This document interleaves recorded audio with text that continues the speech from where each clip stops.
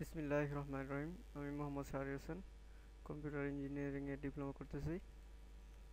তো যারা থার্ড সেমিস্টারে পড়তেছেন বা যারা ফিউচারে থার্ড সেমিস্টার পড়বেন তাদের প্রোগ্রামিং নিয়ে একটু সমস্যা হতে পারে। সবাই প্রোগ্রামিংটা বুঝে না, আবার অনেকেই খুব ভালো বুঝে। তো আমি চেষ্টা করব আমার সাধ্যমতো বোঝানোর জন্য। তো আমি চিন্তা করলাম যে আমাদের বইয়ে যে প্রবলেমগুলো আছে, ডাবল সিক্স ডাবল টু আমাদের সাবজেক্ট সি প্রোগ্রামিং, তো সেটাতে যে প্রবলেমগুলো আছে সেগুলো সলভ করে যদি আপলোড করা যায় তাহলে হয়তো কারো কারো উপকারে আসতেও পারে। তো সেই প্রচেষ্টা থেকে আমি আমার সাধ্যমতো চেষ্টা করে যাব। যদি ভুল হয় ক্ষমা করবেন। আমি সি খুব বেশি জানি তা না, আমি বিগিনার লেভেলে। তো শুরু করে দেখ, আজকে যে প্রথম প্রবলেম যেটা নিয়ে কাজ সেটা হচ্ছে দুইটি পূর্ণ সংখ্যার যোগফল নিয়ে কাজ করব।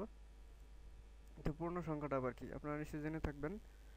শূন্য সহ সকল ধনাত্মক এবং সকল ঋণাত্মক সংখ্যা হচ্ছে পূর্ণ সংখ্যা, অর্থাৎ 1 2 3 প্লাস ডট ডট ডট অসীম পর্যন্ত এটা হচ্ছে পূর্ণ সংখ্যা, এবং -1 -2 -3 ডট ডট অসীম পর্যন্ত এটা হচ্ছে একটা পূর্ণ সংখ্যা।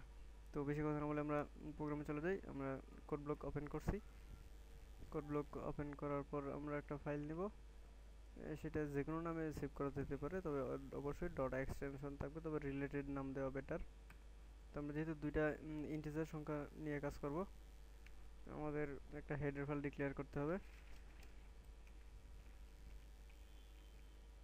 আমরা একটা হেডার ফাইল ডিক্লেয়ার করলাম, এটা হচ্ছে include stdio.h। std means standard, io হচ্ছে ইনপুট আউটপুট, আর এটা হচ্ছে .h এক্সটেনশনের একটা ফাইল। এটা কোড ব্লকে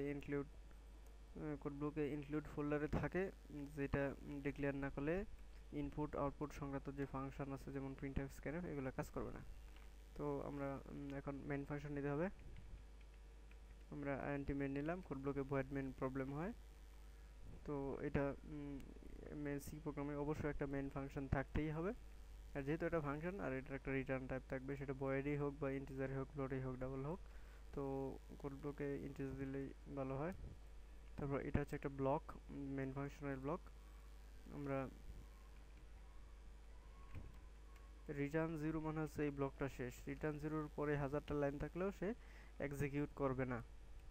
তো আমাদের যেহেতু দুইটা নাম্বার যোগ করতে হবে, তাহলে আমাদের ইন্টিজার ভেরিয়েবল ডিক্লেয়ার করতে হবে। এটা হচ্ছে ইন্টিজার টাইপের ভেরিয়েবল।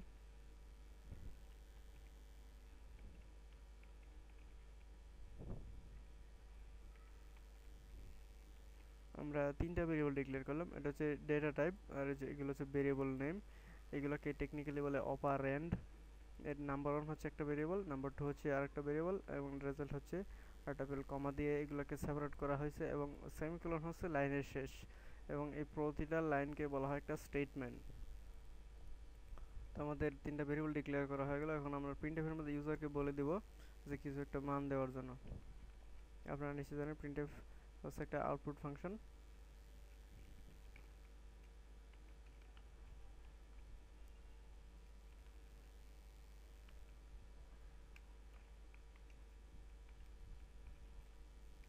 তো আমরা ইউজারকে বলে দিলাম দুইটা নাম্বার ইনপুট দেওয়ার জন্য। এখন আমরা এটাকে ইনপুট নিতে হবে। তো এই ইনপুট নেওয়ার জন্য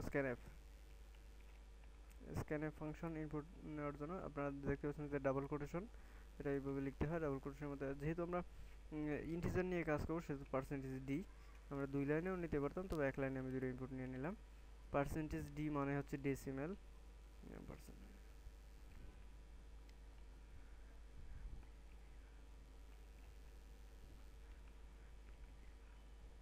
তো আমরা দুইটা ইনপুট নেওয়া হয়ে গেল। এই %d এটা ইনপুটটা নেবে এই নাম্বার ওয়ানে, এবং এই %dটা হচ্ছে নাম্বার টু এর জন্য। তো এখানে আবার এম্পারসেন্ট সাইন দেওয়া হয় লেখানো, সিতে এভাবে দিতে হয়। এটা হচ্ছে নাম্বার ওয়ানের মেমোরি অ্যাড্রেস। এটা হচ্ছে মেমোরি অ্যাড্রেস, মেমোরি থেকে জমা হবে মানে হচ্ছে র্যামে গিয়ে জমা হবে। তো আমাদের তো ইনপুট নেওয়া হয়ে গেলো। এখন আমাদের এটাকে যোগ করতে হবে, যেহেতু বলা আছে প্রোগ্রামিং স্টেটমেন্টে। তো আমরা দুইটা সংখ্যা যোগ করে আবার রেজাল্টে সেভ করব। তো result is equal to number one plus number two. তো আমাদের যোগ করা হয়ে গেল। এখানে আপনারা দেখেন এটা হচ্ছে রেজাল্ট, মানে হচ্ছে এটার মধ্যে এই দুই নাম্বার যোগ করে এইটাতে সেভ করবে। তার এটা হচ্ছে অ্যাসাইনমেন্ট অপারেটর, এটাকে কেউ ইকুয়াল হিসেবে ধরে নেবেন না, এটা হচ্ছে অ্যাসাইনমেন্ট অপারেটর। এটা একটা অপারেন্ড, এটা হচ্ছে অ্যারিথমেটিক অপারেটর অর্থাৎ প্লাস অপারেটর বলতে পারেন। এটা আরেকটা অপারেন্ড, আর এটা হচ্ছে সেমিকোলন, লাইনের শেষ। তো আমাদের যোগ করা হয়ে গেল, এখন আমাদের আউটপুট নিতে হবে। তো আউটপুট নেওয়ার জন্য আপনারা নিশ্চয়ই জানেন প্রিন্টএফ। প্রিন্টএফ যেহেতু আমরা একটা মেসেজ দিয়ে দেই,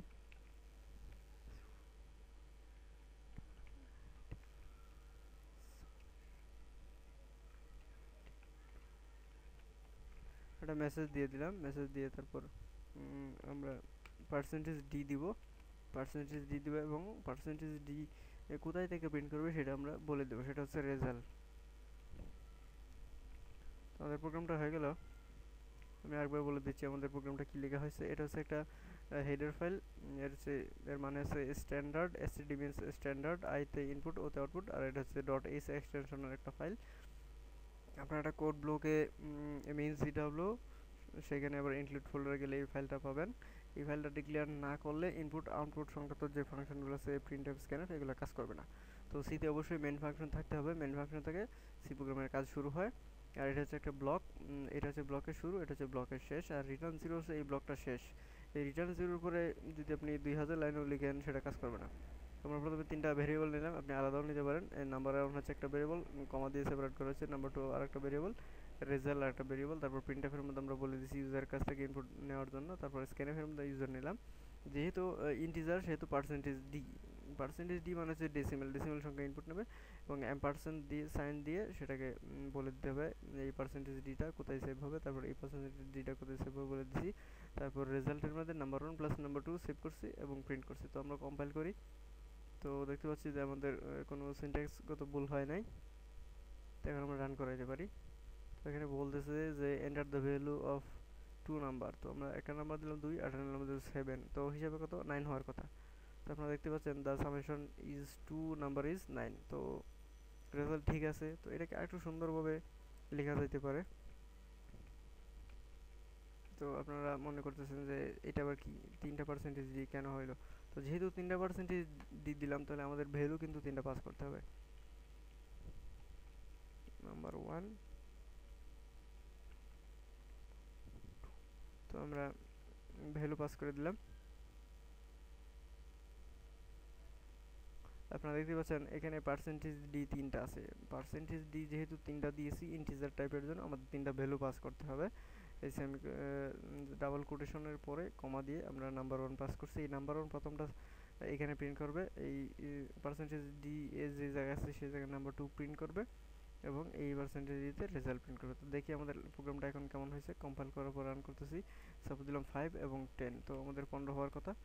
The summation of two number is 5 plus 10 is equal to 15, এখন দেখতে অনেকটা সুন্দর লাগতেছে। 5 plus 10 is equal to 15, তো এই ব্যাপারটা আর কিছুই না, আমরা নাম্বার 1 প্রথমে দিয়েছি সেজন্য প্রথমে 5 প্রিন্ট করেছে প্রথম সংখ্যাটা, আর প্লাস মাঝখানে আমরা দিয়ে দিয়েছি বলে দিয়েছি এটা। তারপর নাম্বার 2 প্রিন্ট করেছে 10 এবং is equal two result print করেছে। তো সো এই ব্যাপারটাই। তো আমি চেষ্টা করেছি আমার সাধ্যমতো, দয়া করে ভুল হলে ক্ষমা করবেন। আমি প্রথমে ক্ষমা চেয়ে নিয়েছি, কারণ আমি সি বেশি জানি না, অল্প শিখেছি, যতটুকু শেয়ার করার চেষ্টা করতেছি। তো তারপর যদি কারো বুঝতে সমস্যা হয় আমাকে ফেসবুকে নক করবেন, ইমেল করতে পারেন অথবা পার্সোনালি আমার সাথে যোগাযোগ করতে পারেন। আমি চেষ্টা করবো আমার সাধ্যমতো বোঝানোর জন্য। Thank you.